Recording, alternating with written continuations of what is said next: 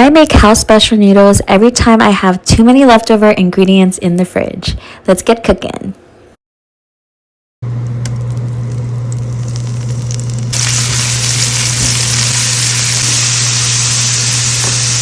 Add that ground beef in. Trying to do this with one hand. Ah! We're gonna keep it simple with the seasoning. We're gonna go ahead and just make it easy and use this Japanese barbecue sauce sriracha, and then just some simple white pepper. We're gonna be doing for the ground beef. And drop that in there. This leftover garlic corn I made yesterday. It's so pretty, so colorful. I'm gonna add our sauce in.